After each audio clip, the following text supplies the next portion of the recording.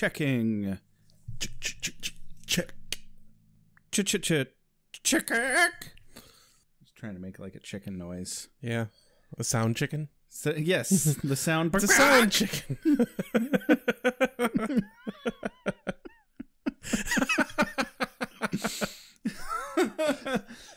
Today's episode of Beer with Buffy brought to you by Tourette's Chicken.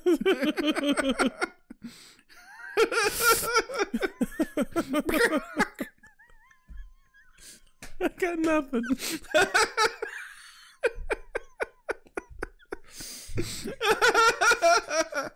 Oh, fuck. That's a good start off point. I was told you were coming.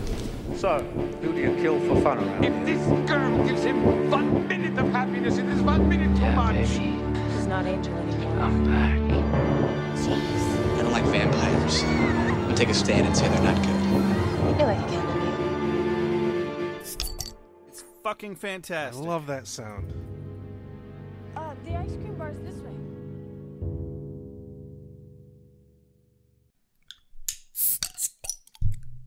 Welcome to Beer with Buffy. I'm Josh. I'm Rex. Today's episode of Beer with Buffy is reviewing Buffy the Vampire Slayer Season 2, Episode 19. Its title is I Only Have Eyes for You. Holy shit, that's good beer. Yeah, I've never had Hazelnut Vanilla Java Porter before by Atwater Brewery. This is not a shameless plug. We're just drinking it for funsies. Damn, that's surprisingly good. But it's pretty decent. I'm okay with this. So, welcome to like our fourth or fifth different layout for recording. I got a couch. We had a couple of different layouts at the old apartment. Now we've moved around. So I think this is our fourth arrangement. Yeah, because we had two at the old apartment. Yeah, and I am a creature of habit, and it's weird. It's weird every time. Like I'm also very adaptable, but you know I get used to a layout and I expect it, and then it goes away, and I mourn a little bit. So You're going to be very upset when I get a new chair. yeah. I already am very upset even at the idea. I live to make your life miserable. I'm simply going to have to rearrange my chair every single time we record because I will not be sitting completely on the opposite corner of the living room from you. That's fine. obnoxious. I guess if you're in the couch, then that's not really the case. Cool. Well, So that's moot. We've solved absolutely nothing. We've solved the problem that we created ourselves. Speaking of problems, I'm really upset because, well, I've been studying for this A+ exam, which is just hardware and software troubleshooting for computers in general. I've been studying for it for like a fucking year, even though it probably wasn't nearly necessary for me to study for that long. But I was going to reschedule one of those exams. You have to take two of them for this Friday so that I don't have to rush and do it by this Thursday before I have to work this weekend. Turns out Friday is the 22nd. I'm not taking that fucking exam on the 22nd. Oh, shit. Oh, yeah. But I don't want to push it back to next week either, so I guess I'm just taking it Thursday. Yeah. God. I mean, better to take it Thursday for you. Shit. Yeah, I guess. I'm happy to get it the fuck out of the way and be done with it. This has been Has going that come on. up on this podcast before? The number 22? The number 22 has. The A+ certification has not. Yeah, I'm trying to be a real IT crowd member. What's Jen doing with the internet? People. What a bunch of bastards. You do that one pretty good. Thank you. Roy is my spirit IT person. I specifically started trying to collect graphic tees with stupid quotes on them, specifically because of him, and I've failed at it quite a lot. Like most things you do. Said the pot to the kettle. Yeah, so. Alrighty. I guess, how about a mom synopsis? That's Yeah. what we're supposed to do next, right? Hold on, let me check the schedule. Yeah, yes, the schedule says a mom synopsis. You don't is have a next. schedule. Today's mom synopsis brought to you by Tourette's Chicken.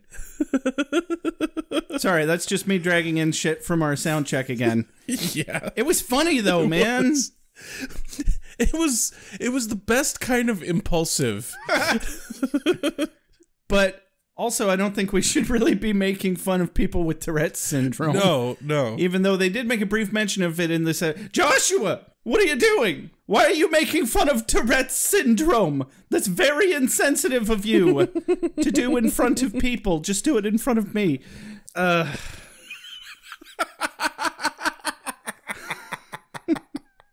Oh, that's a terrible sentence. Just do it in front of me.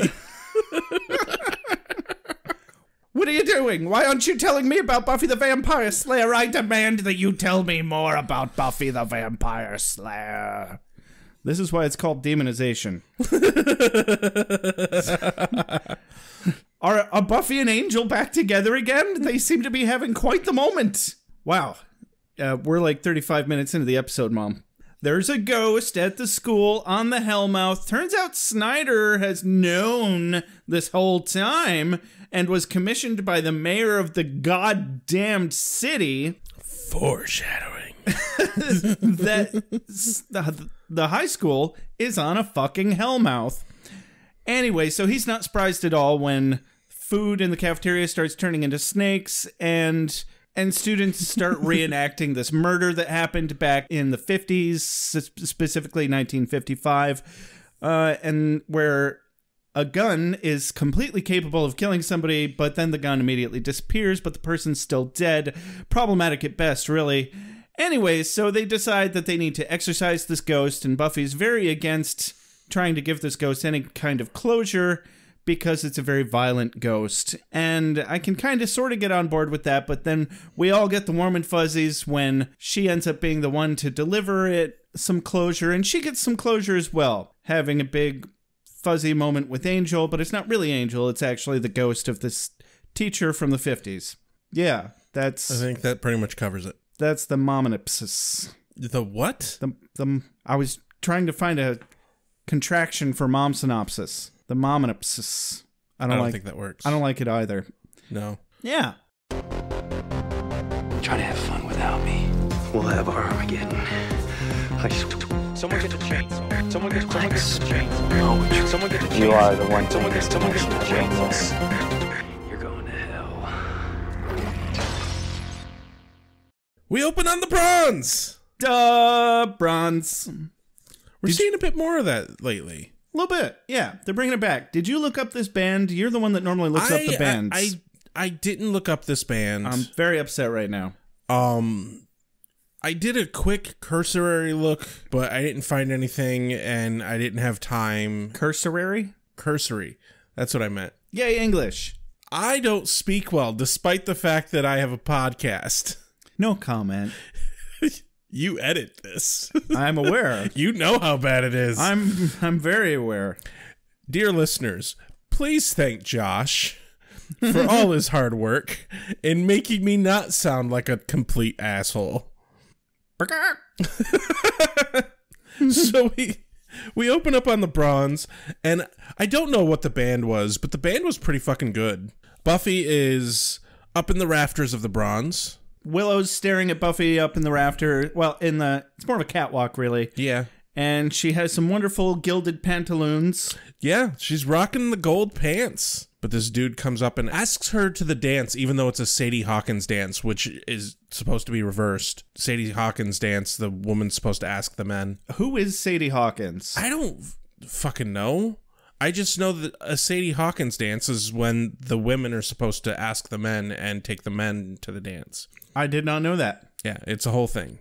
I just thought that was the name of this particular dance. Nope. And that was also a thing that they were doing with it. I didn't realize those two things were related. Good to know. But she turns it down because, well, she's not in the dating mindset. Yeah, I almost couldn't tell when this guy came up to her if that was David Boreanaz or not. Christ, Buffy has a type. Oh, yeah. Or rather, Buffy's type has a thing for her. Because probably both. They keep approaching her. Definitely, without question, he fits her type. If she was not just in a very bad place, he'd have probably had a fucking chance. Yeah. No, I felt like they could have clicked. He seemed like a super decent dude. Yeah. Which there seems to be a real shortage of in Sunnydale. Oh, yeah. So, yeah, she comes down from the rafters after turning him down, and she's kind about it. She's like, I'm just not dating ever again. Talks to Willow, and Willow's like, you should go out, you should have fun, you should be spontaneous. Because she's about to leave, and she says she's going to go back to the school, then go patrolling, and then sack it, which I guess just means go to bed. Yeah. Okay. Yay, 90s slang. I know, right? And so Willow's like, well, you've kind of been all work and no play, Buffy. All work and no play makes Buffy a dull girl. Yes. Buffy says, I play. I have big fun. Which just... No. I don't know why it came out that way. It's just funny that it did. I've noticed that there's kind of this trend that she actually has with this kind of response, this sort of flippant, blatant BS, where her delivery is very similar each time she does it. Mm-hmm. It's like the line that she had a while back, and she's like, I'm not jumping to conclusions. I took a step and their conclusions were. And their conclusions were. And it's that same kind of tone, that exact same kind of flippancy. It adds a common tonality to her character, and I appreciate that. Yeah, I feel like that particular moment that you just cited, though, she was a lot more certain about what she was saying. But in this particular example where she's saying, I have big fun, it's more of a defensive thing. Yeah, true enough.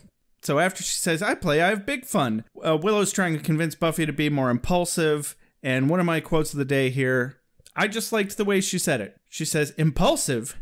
Do you remember my ex-boyfriend, the vampire? I slept with him, he lost his soul, now my boyfriend's gone forever, and the demon that wears his face is killing my friends. The next impulsive decision I make is going to involve my choice of dentures. It is a good line. I mean, I feel like dentures are something you really don't want to fuck up. You have to eat with those. Yeah, my dad has dentures, and the first pair he got didn't fit right, and that caused him a fuck ton of pain. I can imagine that is not something you want to just do on a whim. Yeah, no thanks. Hair curlers would be something you could do on a whim. Yeah, there you go. Dyeing your hair blue. Yeah, there you go. Why not? That's a good, safe, impulsive thing to do, Buffy. Dye your hair blue. Getting a cat. That wasn't that impulsive. I mean, it's quite easy to get a cat impulsively, though. Fair. Yeah, I did not do it impulsively, though. Also fair. I used to have this thing. I had an idea for a 1-hour challenge, and one of these challenges, something that you can challenge somebody to do in an hour, and one of them is acquire a kitten. I bet you could do it. You could get 2 or 3 in an hour. Oh, God, you could get a whole litter. I mean, literally all you'd have to do is go on Facebook, say, hey, I need a cat right the fuck now. Literally. And there would be like, hey, guys, I know of kittens. There's always kittens. You could get a litter. Literally. Oh, God. That was a bad pun. So we go to the school. It's at night. And there's a couple that is arguing. Very dramatically. It's a breakup. Yep. And he pulls a gun on her. As he's saying, love is forever. And then we get the opening. And after the opening, Buffy steps in, tosses the dude to the floor. Yanni the janitor comes in. I guess he runs up to the woman to make sure that she's okay. He grabs a hold of her for some reason. I don't recall what the janitor did at this part, but was it just me, or did it take Buffy a full 8 seasons to get down that hallway to knock him over? It really did feel like it, didn't it? I feel like she should be faster than that. Oh, yeah. Well. But yeah, she stops it and specifically knocks the gun out of his hand. Yep. They're like, what's going on? They're like, there was a gun. And they look and there's no gun. But what's interesting is both the boy and girl, they have full memory of what happened. I find it interesting that they remembered what happened, but they don't understand why they were arguing. And the woman even says as such that they don't know why they were arguing. 5 minutes ago, they weren't. Yeah. From there, we go to the next day. And Snyder's back! Snyder! Dude, we haven't seen him since episode 10. We've missed you, even though your last scene really kind of sucked. Yeah. It was just lame and shoehorned, and I mean, well, not really shoehorned, but he keeps getting these little bit parts, but this one's not that much better. You almost kind of expect them to write him into the show where he'll walk into the room, say something, and then walk out. Snyder? Is Odo in here? No? Oh, wrong show. All right, I'll see you next season. But of course, he's Get off my immediately... promenade! But yeah, he immediately starts accusing Buffy of being the culprit in this situation. Snyder says, he says, people can be coerced, Summers. I'm no stranger to conspiracies. I saw JFK. I'm a truth seeker. I've got a missing gun and 2 confused kids on my hands. Pieces of the puzzle, and I'm going to look at all the pieces carefully and rationally, and I'm going to keep looking until I know exactly how this is all your fault. Yeah. What the fuck, Snyder? That's not rationally. Not at all. Oh, Quark. I mean, oh, Snyder. It really fucking bothers me. What a stinker. My favorite bit with this entire fucking scene, though, is his intercom goes off. And the secretary says, Billy Crandall chained himself to the snack machine again. And his response is, pathetic lowlife vegans. Yeah. And he has to, like, go deal with this problem. Apparently, Billy Crandall has a habit of chaining himself to the fucking snack machine. Yes, it's a habit. It's something he does involuntarily. No, don't let Billy walk past the snack machine again, you guys. But I have to get to class. Click. Fuck! I did it again. Might as well Billy. might as well get some Cheetos while I'm here. But he's vegan. Damn it! I mean, it's probably all just high fructose corn syrup and fucking cornmeal anyway. Yeah, actually, a fuck ton of goddamn snack foods are vegan, apparently. Huh. I mean, that doesn't surprise me. It is actually really fucking easy to have an extremely unhealthy vegan diet. Yeah, no, it doesn't surprise me at all. They're vegan, but still of absolutely no sustenance. Just all Precisely. all garbage. Preservatives and filler. Dig this. Dig this. Sorry you had to wait. Fire, beheading. Hurry up, sweet dreams. Sunlight. Hurry up, sweet dreams. Cold water. Usual. Oh yeah. I hit him. With what? A desk. Snyder fucking makes Buffy stay there and fucking wait for him. By the way, you were pretty good at the Snyder voice. I think we could we could tag team this this Snyder and Odo thing. I don't remember what I said. The thing about him being a pathetic low-life vegan. Oh, I don't think I could do it on purpose. No. Just call him a pathetic low-life vegan again. I can't do it if I'm put it on the spot. Come on, you got this. Here, boy. Come on. Fuck you. Come on, Rex.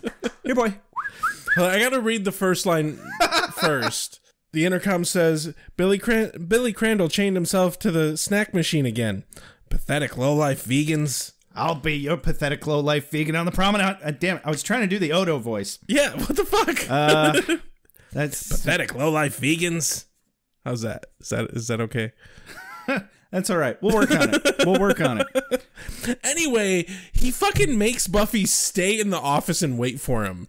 What a bastard. Yeah, he's like, oh, I'm not done with you. And Odo off in the distance is like, I'm not done with you either. I'm coming, Odo. I had plenty of pineapple. It's going to be... Oh my God. No.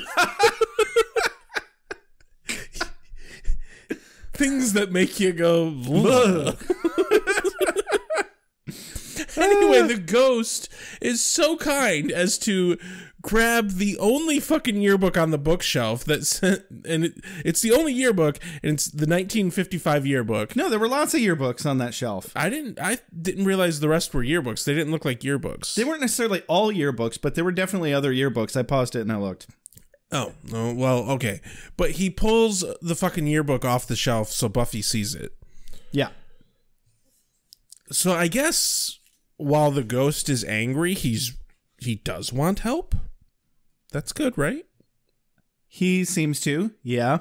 I mean, I don't understand why this didn't come up less than 50 years later. Right. Maybe it's just because the Hellmouth is having a surge in power of some sort. What if the Sadie Hawkins dance is not a yearly thing that they have done, and they just haven't done a Sadie Hawkins dance since 1955? Also entirely possible. But really, I think the main mechanic of Buffy the Vampire Slayer in general that really just explains everything away ever, Hellmouth. Yeah. Yeah. The Hellmouth is a convenient Hellmouth. Yeah. It was the Hellmouth's But fault. why Hellmouth? Yeah. I mean, yeah, but they're... Hellmouth.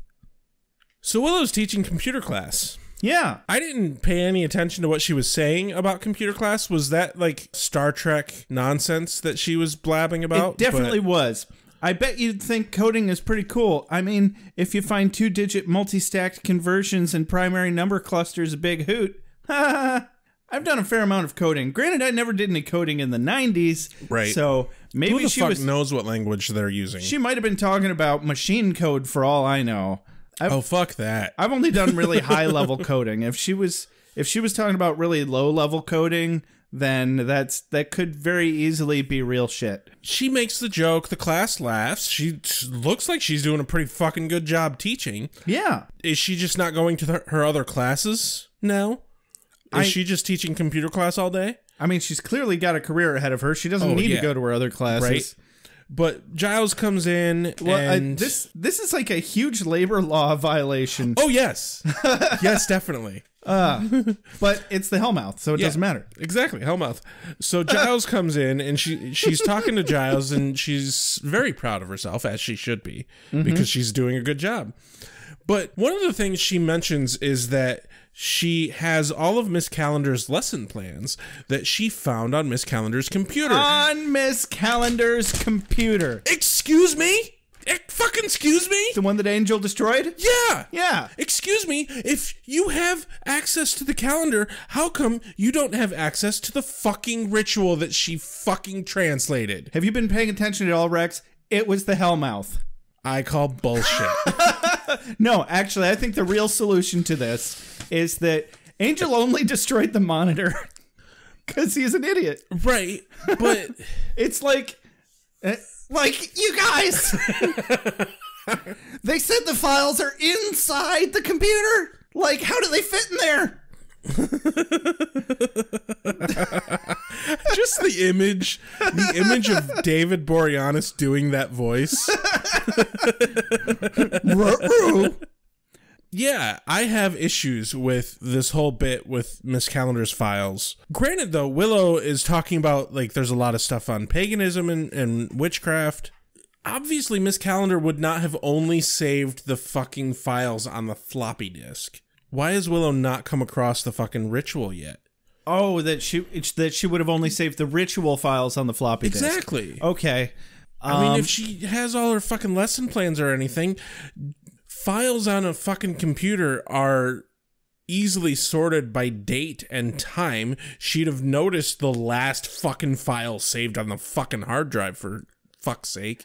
Absolutely, but I think at this rate, with the computer having very clearly and overtly been destroyed, and now suddenly the writers are like, oh fuck, but how's Willow teaching the class? So what, was it a choice just to dumb Willow down? Why bring up Miss Calendar's files? Well, maybe they're setting it up for later, but the point I was going to make is it's defying logic for the sake of convenience, and it's one of those things we have to just let go.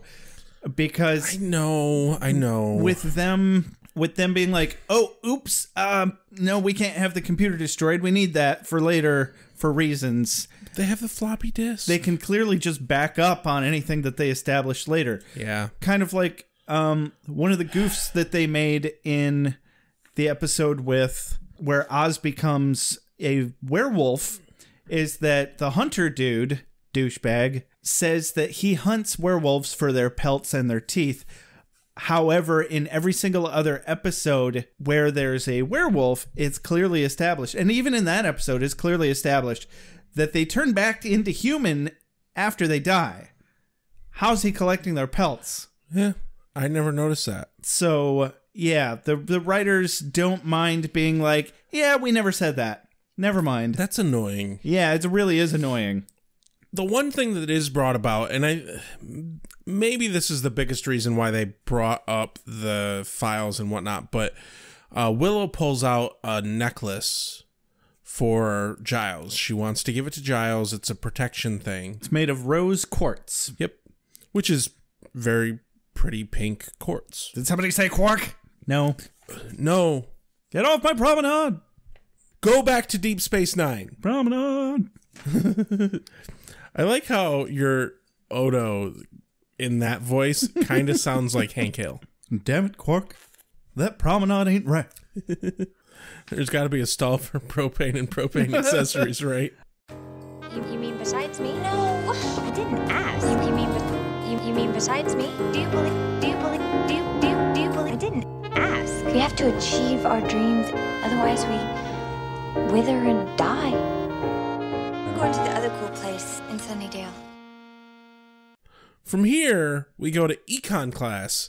I'm guessing it's econ class. They're talking about the New Deal. Buffy does this weird flashy backy thing to a boy. Flashy backy. That's right. No, I like it. That's I approve. Flashy backy. Totally, I like it. Totally in the spirit of Buffy. Flashy She does backy. it a lot in this episode too. Yeah. She sees this boy having really unprofessional relationship touchiness with his female instructor, teacher, person. Yep. It all comes crashing down as soon as the door starts to open, and then we see that her history teacher has accidentally written, "Don't walk away from me, bitch," on the chalkboard. He's channeling the quote of the day, apparently, because that line is uttered multiple times in this episode. Get out of here, Tourette's chicken. What are you doing on my chalkboard? Who let the chicken out of the cage? Did you let the chicken out of the cage? Who let the chicken...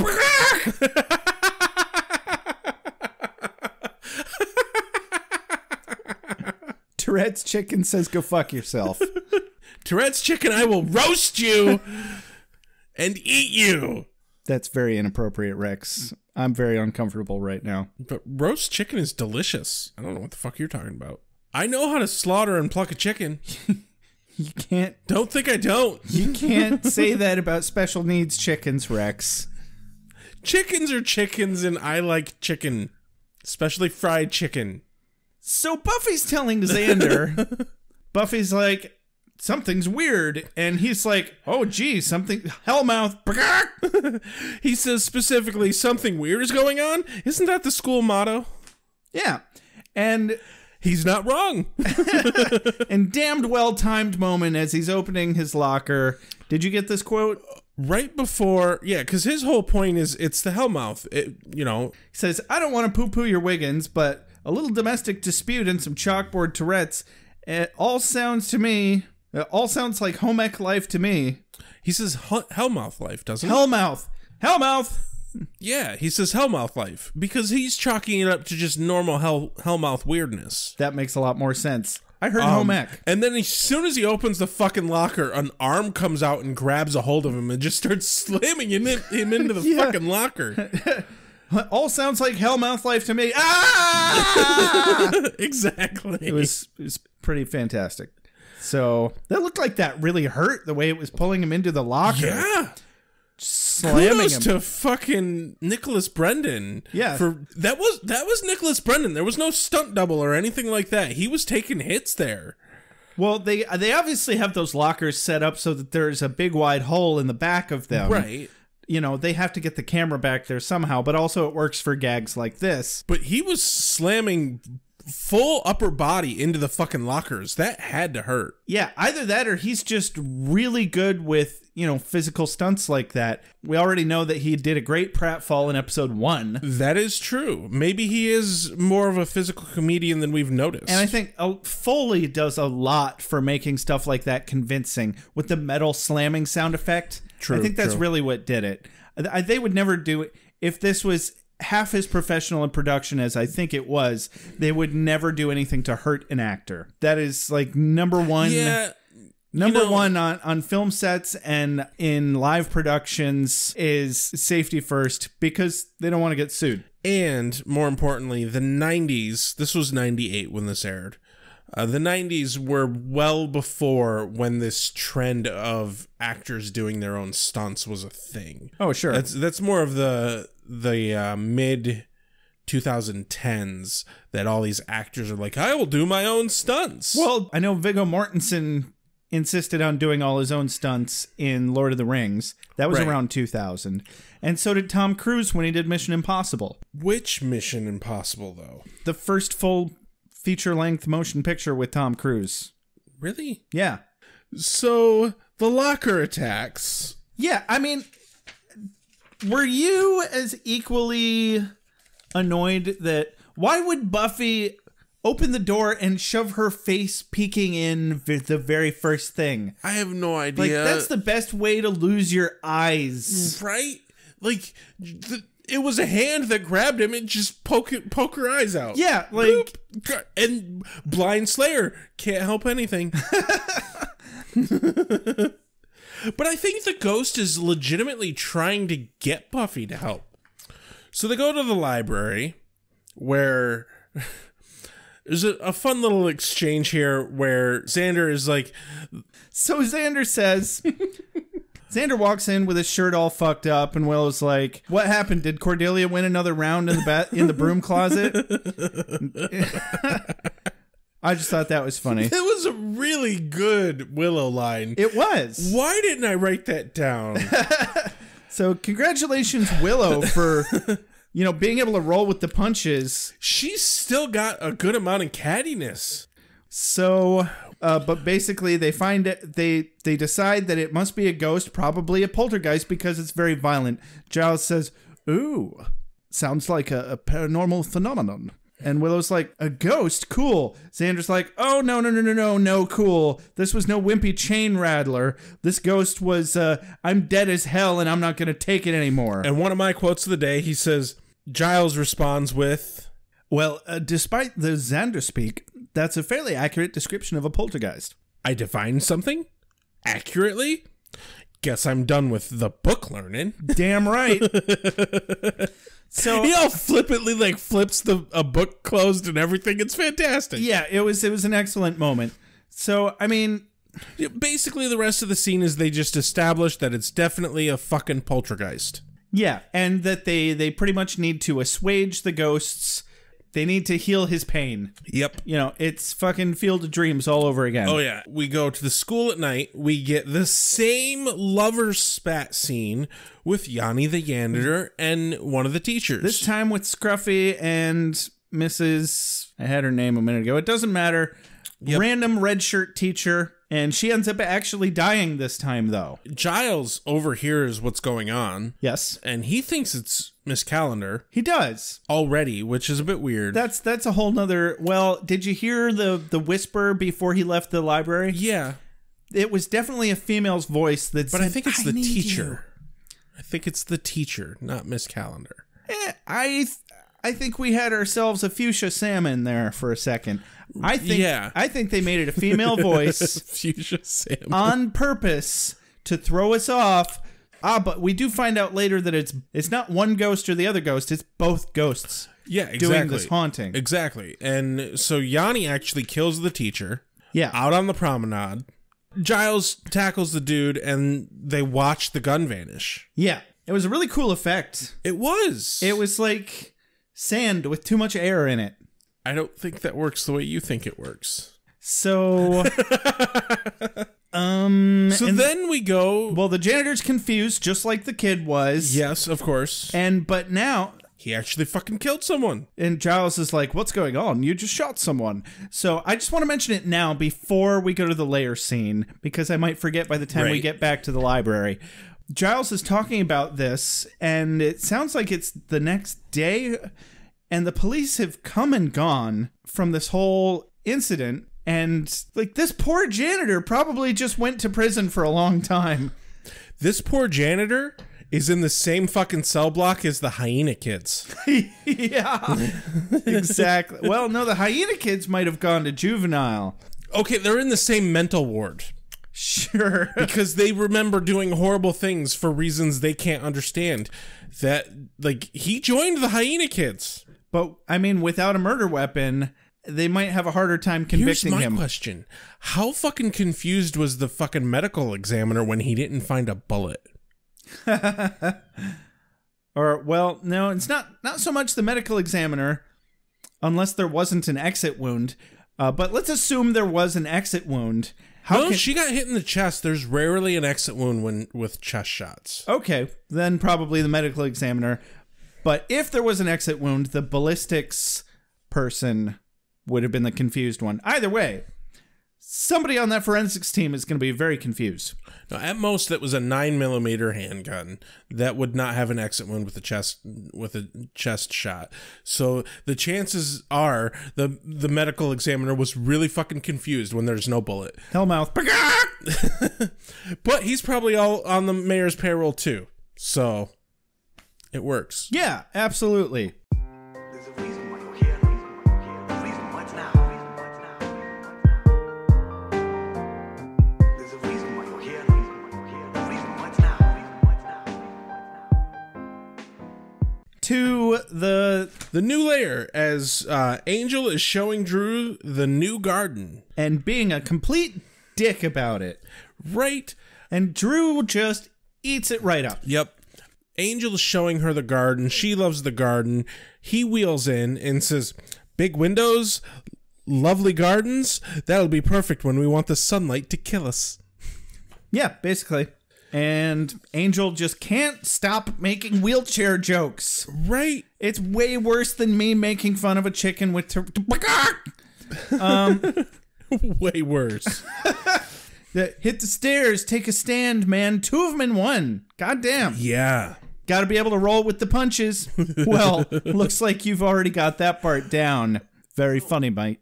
One of the things I love about this scene is James Marsters perfectly portrays the I'm sucking this up to just savor it later. You see it in every fiber of his being in this scene and the next scene. Yeah, he's beyond done with Angel and jealous. You can hear his inner monologue is, I'm just fucking biding my time and I'm gonna fuck you over. So we close out this scene with Angel saying, "What can I say? I just love to see you smile." And Spike says, "Yeah, you're a giver." My God, the way he's just all over Drew. Right? I thought... Especially in the next scene that they're in. Holy shit. Oh, I'm confusing it with that, actually. But... No, he's all over her in this scene, He's too. all over her in, like, every scene, but I was thinking of the one where he's, like, running his hand up her stomach. He's all but molesting her. I really thought Drew had more loyalty to Spike. Yeah. I really can't believe that I know she's batshit crazy, but she's not completely. She's healed. But yeah. The writers were like, "No, we didn't like that idea. Let's go back to her being crazy because it works better." And also she's not, well, she is in love with Spike, but it's more like she'll just go for whoever's more fun at the moment. Yeah, it's confusing. Sure, he's a blood-sucking evil demon, but I feel bad for Spike. Yeah. So the abridged version, vampires get a new lair, Angel's a dick, Spike is unamused. To the library. To the library. Basically, Giles just recounts this incident. Yanni the Janitor remembers the whole thing. He'll end up with the fucking hyena kids. Wilbuff Zan thinks he is clearly mistaken about the ghost being Jenny. Yeah, Giles is gung-ho about it being Jenny. Willow, Buffy, and Xander are arguing with Giles about it being Jenny because it makes absolutely no sense, and he just won't let go of it. So he says, I appreciate your thoughts on the matter. In fact, I encourage you to always challenge me when you feel it's appropriate. You should never be cowed by authority. Except, of course, in this instance, when I am clearly right and you are clearly wrong. Hey, Giles, you're wrong, buddy. Hellmouth. Yeah, and immediately they cut to the computer room where obviously the Scooby Gang needs to have a conversation about the situation without Giles fucking it up. Yeah. I love that they completely find a solution to this immediately, devoid of Giles's help, and they specifically leave him to his own devices. Yeah. While they're actually carrying out the plan later. Willow finds the fucking news clipping and they narrow down exactly who the ghost is within fucking seconds of a Google search. Seconds. So they go straight to the computer room. Google existed in 98, right? I feel like it was only just coming around when I was in like 9th or 10th grade, which was 98. No. In 98, it was Ask Jeeves. Something like that. Yeah, Google was just up and coming, But they didn't say anything about Google in this episode. No, it was no. just I'm just saying that, like, how she found that news clipping awful fast. She found that news clipping Google fast. she was specifically looking up shootings at the school, and I just assumed that she was checking something on their internal servers, on their intranet. But Buffy, yeah, is super bitter and just very callous about the whole love thing in this episode. Well, they all come to the same conclusion. Clearly, Giles is suffering the emotional fallout of losing Jenny and desperately shooting in the dark, no pun intended, to feel like she's not gone. And he's still in denial about Jenny, which is really sad. But they all agree on that very quickly, and Buffy blames herself, as per usual. And then from there, we cut to the lunchroom. Yearbook. Because Buffy's like, I know what year it was. I just assumed that they picked it up. Yeah, I mean, it was really quick. That's the scene where they look at the yearbook.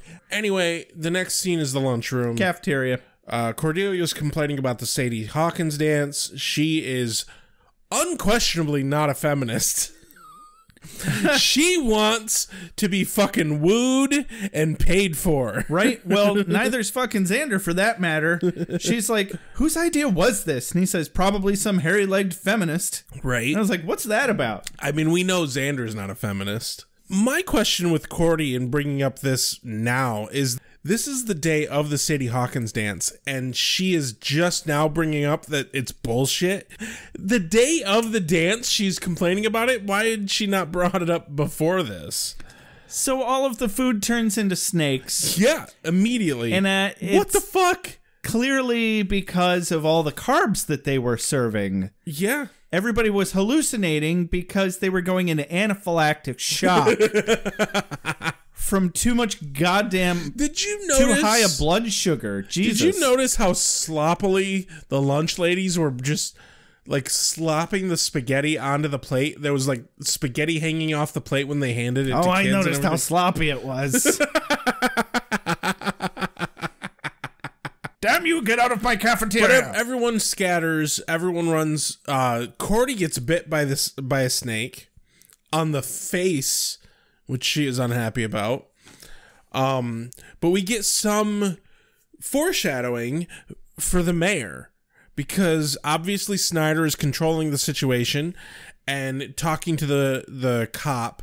The mayor. Right. Hold on. I'll get there. So Snyder is talking to the cop about how to cover up and explain the situation. Yeah. It was a sewage backup. Right. It looked like a sewage backup to me, Rex. Right, but he specifically says something along the lines of, oh, we can't keep lying to people like this. What are we going to do? And the cop is like, you signed on for this. The city council thought that you would be able to handle this. Should I talk to the mayor? And Snyder goes pale fucking white and is like, no, don't talk to the mayor. And that's some good fucking foreshadowing in bringing up the mayor in this episode. Did you not think that was a good excuse, Rex? Last time I had a sewage backup, it looked a lot like snakes. We're not going to talk about your sewage backups. We do not have time nor the intestinal fortitude to talk about your sewage backups. Would you put the chicken back in the fucking cage? Tourette's chicken disapproves. Put the chicken back in the cage. Fucking sad Bock. See what you did, you insensitive prick. I will pluck that chicken and eat it. Yeah, well, you already did emotionally. It's got nothing left to live for, Rex. Good. It will be delicious. Yeah. Hey, got your steak. Hey, got your steak.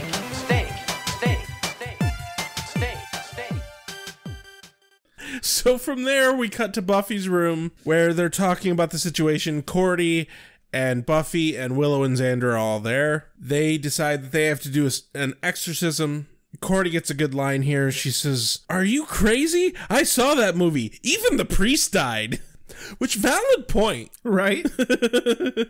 But apparently at this point it's hypothesized by the Scooby Gang that James, the male ghost, is fixating on Buffy specifically. Luckily for the Scooby Gang, the exorcism requires 4 whole people. But so Willow, Xander, and Cordy have to be spread out and light their candles, and Buffy has to be in the center, and they have to be at specific areas of the weirdness going on. Yeah, so what did they call it? I heard a Mingus tripod. I didn't write it down. Like a mingling or something weird. Yeah, something like that. Some sort of occult Yeah, thing. and then we cut to the school with their walking into the school to get ready to set up for it all.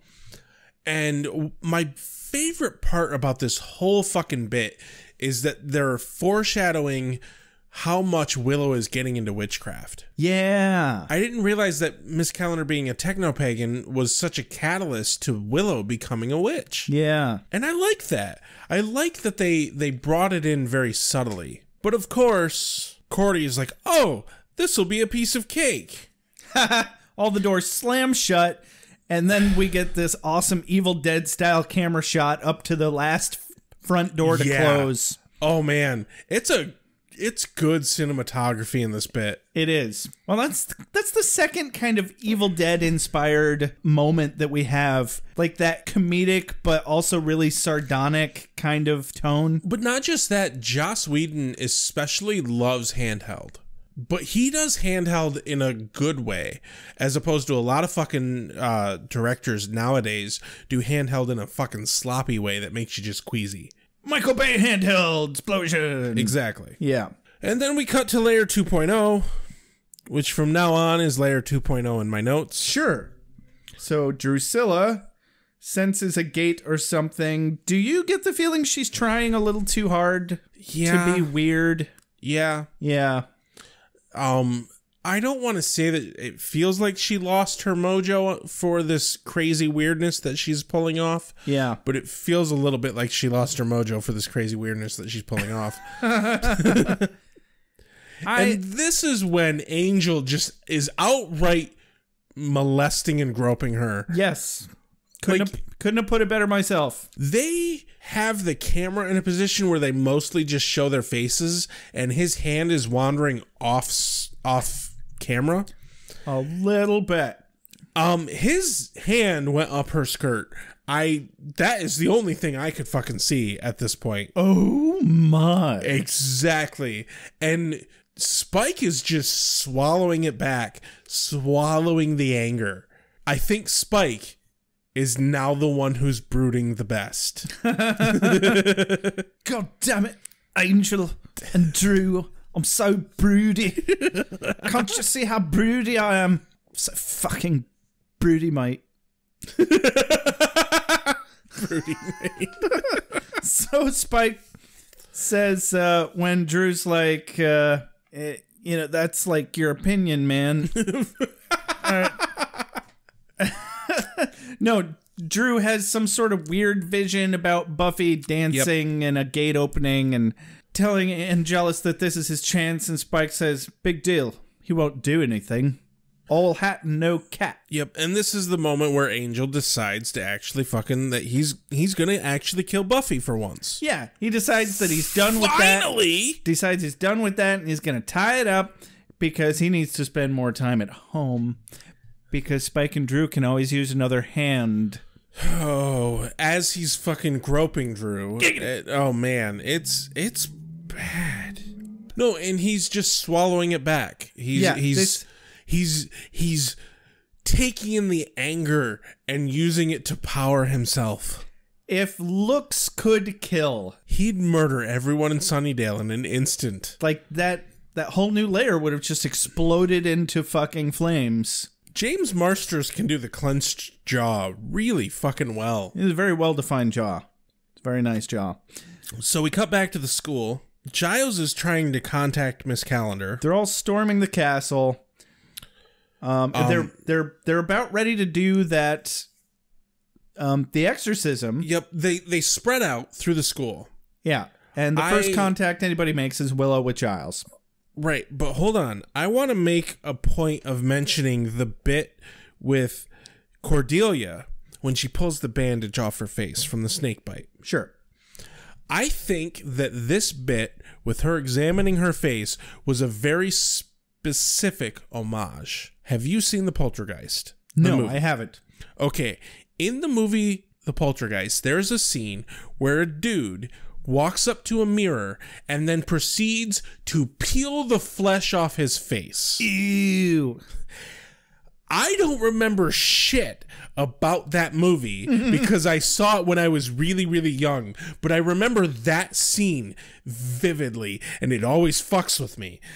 And, like, I get flashbacks of this fucking scene when I'm, like, having to do something with my face in the mirror. It fucks with me, and I think that because she's pulling off the bandage and she's like wincing at pulling off the bandage, I think it's a legitimate homage to that fucking scene, especially because it's all about the goddamn Poultrygeist. You could very well easily be right. There are few scenes in this world, and like the effects of that scene aren't even that fucking good, but there are few scenes in this world that fuck with me to the center of my core more than that scene. That reminds me a lot of the scene from The Walking Dead where the zombie's pushing its face through a broken windshield. Yeah. And it's peeling back its face skin. Yeah, cool. Willow gets startled by Giles, who's obviously trying to talk to Miss Calendar. Willow knows that Giles is wasting his fucking time. Yeah, he's like, you might want to stay away from here. There might be some paranormal activity contact happening. And the look on her face is, you want to talk paranormal activity? I got your paranormal activity right here. Exactly. It's hard for me to say anything cool or witty or at all. I can usually make a few vowel sounds and then I have to go away. I don't mean to interrupt your downward mobility. Yeah, you're the Slayer I and just wanted to we're tell like the Slayerettes. Oh, please. Buffy hears the Flamingos. Flamingos? Yeah, it's the song I Only Have Eyes for You, which is the title of the fucking episode. Oh, yeah. You know, I was really upset that there were no disembodied eyes. And no puns about that in this episode. This song specifically, it's a 1955 hit. Yeah. If you hear it, you fucking know it. Everyone fucking knows this song. The lyrics are all pretty easily distinguishable, except for that one part that's really fast, where I always hear, Beelzebub. Beelzebub.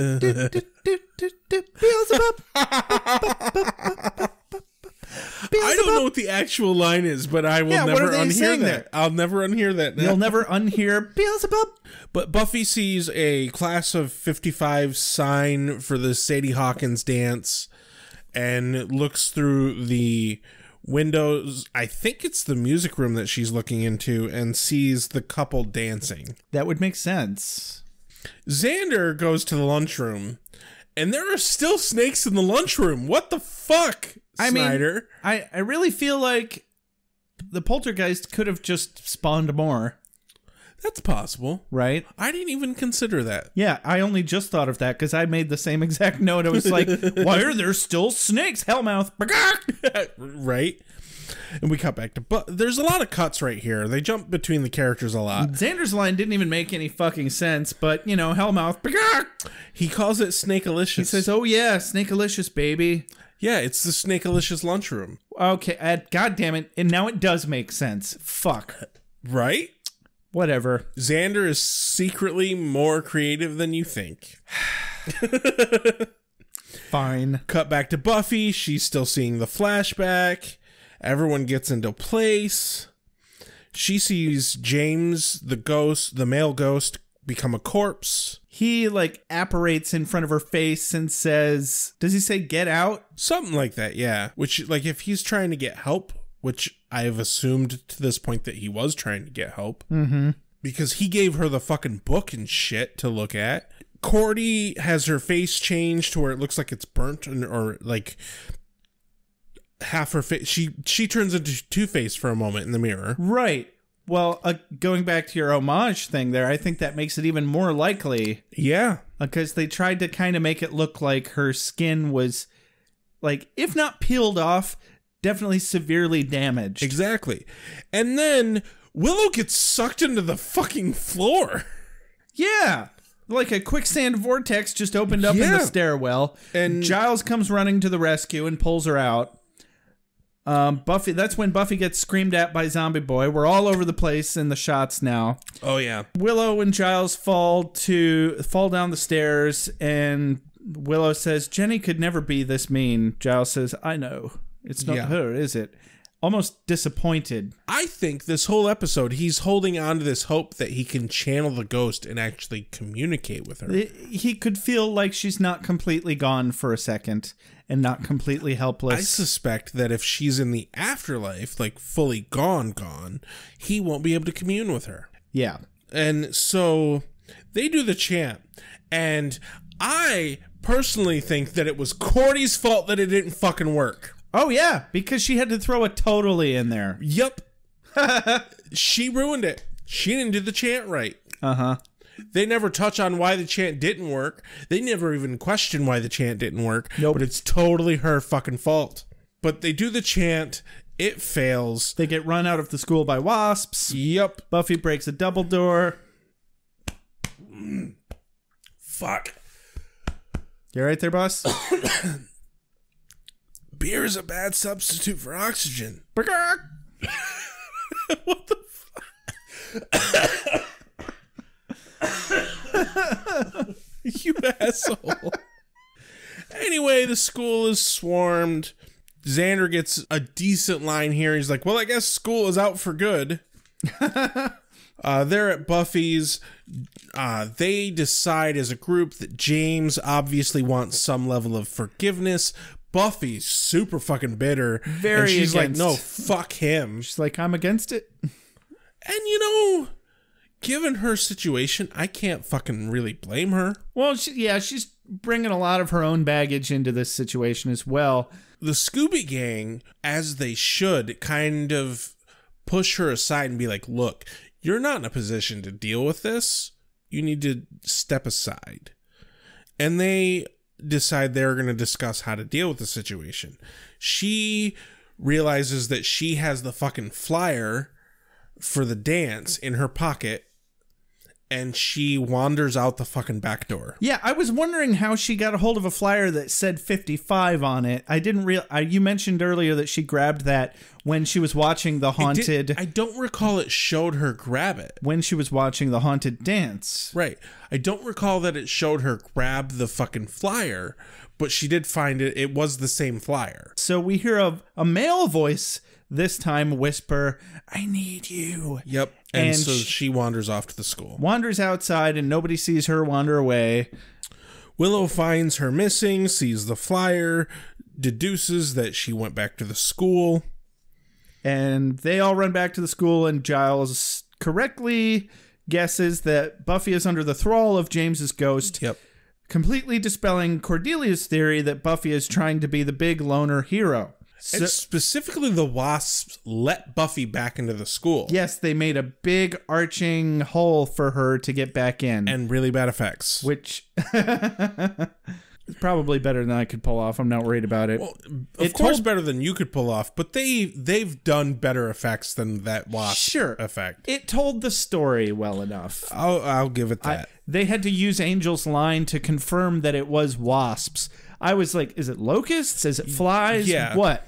So this is a moment where it dawns on me that there's the connection between James and Buffy is because they have a very similar, like, upset mindset thing going on. They have this same sense of closure that they need to get. Exactly. Because of the way a relationship ended. Even though it ended very differently for each of them, it kind of left them both feeling the same way, which is laid out very well when we get to see Buffy and Angel reenact this scene that we've seen 2 times now. And they do it way further. This is the first time we get to see the entirety of the scene. Start to finish. So Angel comes up, and at first he's not playing into the scene. You see the moment when Angel is all of a sudden affected by the ghost. So they follow through with the scene. The whole fucking sequence is... I have a full transcription of this, and I would like to turn this into... Do you want to do a dramatic reading? I would like to do a dramatic reading, Rex. You know what? Do you mind? Of all the times that I think we need a dramatic reading, I think this is one of them. Yeah. I continue. We haven't had a dramatic reading since it's been Angelus.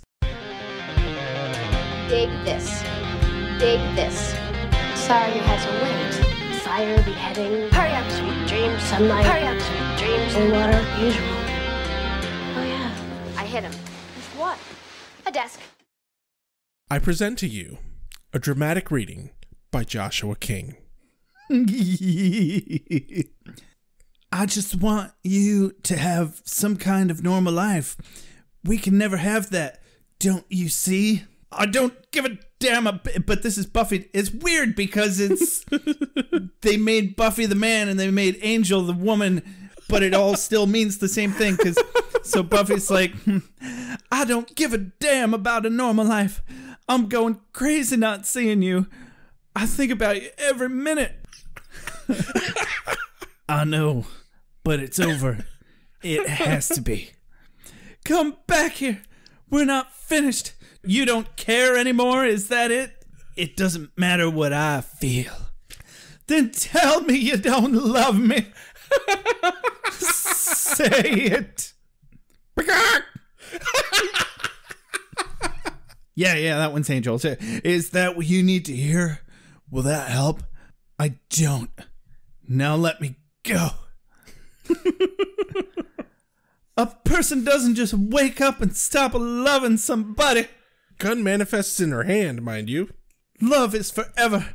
I'm not afraid to use it, I swear. If I can't be with you... Oh my God. Runs away. Don't walk away from me, bitch. Stop it. Don't make me. Chases Angel onto the promenade. Oh, this is a hard one. This one's... All right, I know you don't want to do this. Let's just both calm down. Now give me the gun. Don't do that. Don't talk to me like I'm some stupid. Now it's chicken gun. Put the chicken back in the cage. So Buffy shoots Angel. So it just works out perfectly that Angel is, kind of immortal. Yeah. I mean, he's not immortal, but a gun doesn't hurt him. But he's still possessed by the ghost. Yeah. And it's never been able to progress this far because the person that gets shot is always dead afterwards. Exactly. And so from this point on, James, possessing Buffy, goes to the music room, plays the song by the Flamingos. Yup. Is super sad and is about to shoot himself in the head, but Angel shows up with the teacher's ghost in him and stops her. This is confusing, the gender switch thing here. But I had to start... Buffy from shooting Buffy in the head. Buffy James and Angel Grace. There we go. So Angel Grace stops Buffy James from shooting Buffy James in the head. Exactly. And specifically, Grace forgives James for murdering her and forgives James for the situation and the effect. When this happens, they get the closure, the fucking spirits leave Buffy and Angel, and it's a really good CG effect. Yeah. So we've had several moments in previous episodes where they really mastered the double conversation. Yeah. Specifically with Larry coming out to Xander. This is even better than that. They took that concept and they said, what if we apply it to the actual season arc? Yeah, and exactly. And two characters that we actually care about. And what makes it so effective in this sequence here is the conversation that Grace and James is having is word for word the same conversation that Buffy and Angel are having, and there's no change in nuance, and it means two completely different fucking conversations. Yes. It blew my goddamn mind. Yeah, it kind of hurt a little bit. It was amazing. It was amazing. But after they kiss and the spirits leave them, Buffy looks at Angel and is like, Angel, and he realizes what the fuck happened, and he throws her aside, and he runs away because she makes him feel human. And he snarls and he runs away like a toddler. And she made me love. exactly. And so the wrap-up's pretty quick here. The library wrap-up is really just Buffy explaining to the rest of the Scoobies what happened and that she forgave him, Grace forgave James, and that Buffy doesn't really fully understand why Grace forgave James. Yeah, school is not out forever. Buffy is still confused, but as Giles succinctly puts it, does it really matter? Exactly. I didn't think so. And then we get the Leia wrap-up, which is just so much better. Considerably better. Angel is being Angel. He's a lovophobe. Angel and Drusilla decide to go off and kill a toddler. Yes. They leave, and Angel, of course, gives a moment of being able to jibe at Spike because he can't go along because he's stuck in a wheelchair. And they leave. He says, try to have fun without me. And then we get the scene that we've been waiting for, Josh. Oh my fucking God, it's finally here, Rex. Spike puts his foot down off the little pedal of the wheelchair. I'm like, you can do it, little buddy. He stands up. Come on. With perfect ease. Come on, take your and first he step. Kicks the fucking wheelchair aside. Oh, that's my little spiky boy. Yeah. Dun, dun, dun. Oh, who's my little vampire?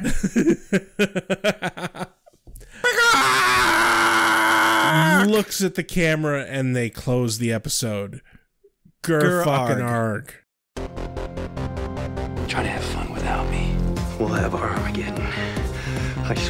Someone get the chainsaw. Someone get the chainsaw. Someone get the chainsaw. You are the one. Someone get the chainsaw. You're going to hell.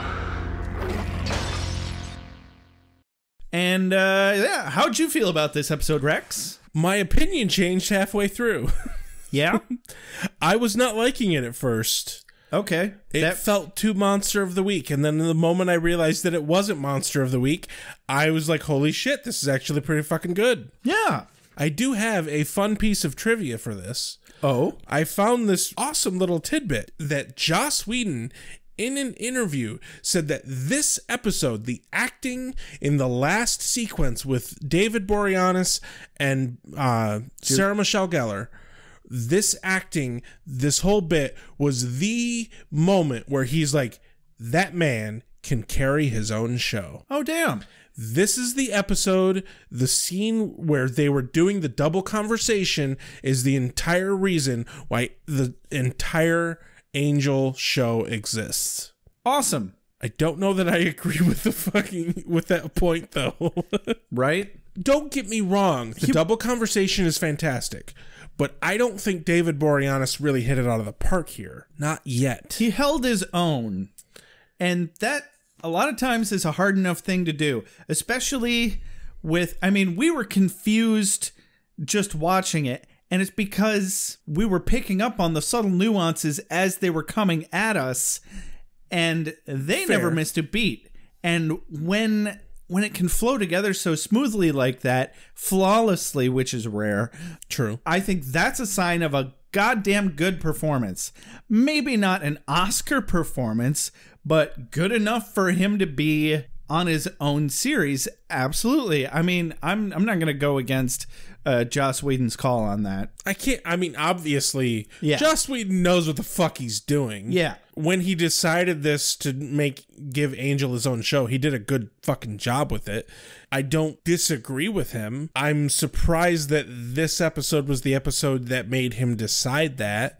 Well, I think it was a straw that broke the camel's back kind of experience, because look at the subtle nuance he's been giving to Angelus as opposed to Angel. If he had just been playing plain old Angel this whole time, that's not giving him a whole lot of expansive area to really show off his skills. So, you know, finding a way to differentiate Angelus from Angel, great.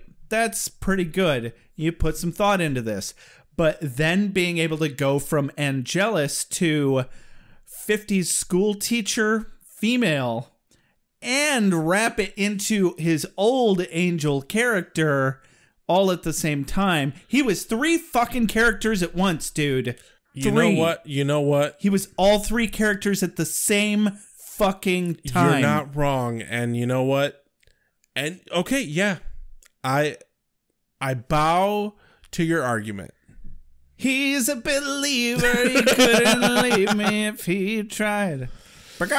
How'd you feel about the episode? I was really expecting this to be another Monster of the Week episode with Angel shoehorned in for no good reason, but it didn't end up being that, and it ended up being so much more. No, that final scene, everything else was pretty par for the course, but that final scene sold the episode for me, and I fucking loved it. Why don't we try and pick a quote of the day, though? I'm giving this quote of the day solely because I think that this will be the last instant that we get to have a Snyder quote of the day. And I'm going to give it to his response to the Billy Crandall being chained to the snack machine, the pathetic low-life vegan line. The whole sequence of the receptionist saying he's chained himself to the snack machine and his response, that to me speaks a background story to Sunnydale that we only are getting a glimpse of. I kind of want to know what happened to Billy Crandall. When you put it that way. So my quote of the day, I'm going to give to Willow. Xander, what happened? Yes. Did Cordelia win another round in the broom closet? This was very close to the top of my list as well. This is a completely self-evidently amazing line. Not only is it's funny coming out of Willow, and it's also showing us that she's started to move on from Xander and that she can make fun of him and Cordy now. Yeah, she finds the humor. Yeah. And you know what? If there isn't any other sign in this world that somebody is truly coming into themselves, it's finding the humor of an absurd situation. Yeah. And it alleviated some stress that I didn't know that I had. And it was very nice. Thank you, Willow. I can accept that. Yeah. So this has been Beer with Buffy. As always, find us on iTunes. Give us a review. Like, subscribe. Look on our website. You can find a list of all the fun places that you can listen to us. Unfortunately, you can call our voicemail. What's the number for that, Josh? You can call us at 269-743-0783. Find us on Twitter. Find us on Facebook. We have a Facebook group. As always, shout out to our fabulous composer, Ben Alexander. Thank you for making this beautiful music. As always, this has been Beer with Buffy. I'm Rex. I'm Josh. Have a good night. I fucking knew it was coming. You are the slayer. Lives depend upon you.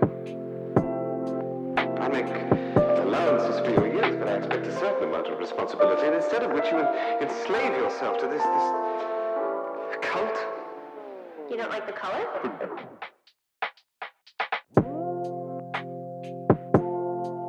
You have a sacred birthright. You were chosen to destroy vampires, not to wave pom-poms at people. Why can't you people just leave me alone? You are the slayer. Go ahead. Prepare me. I'm a watcher. I haven't the skill. Oh, come on. By appealing to your common sense. Common sense. Werewolves, incubi, succubi, everything you've ever dreaded was under your bed, but told yourself couldn't be by the light of day. One gal in all the world. Common sense. One gal in all the Common world. sense. Was a bit, British, wasn't it? Whee! Wait, what have we done?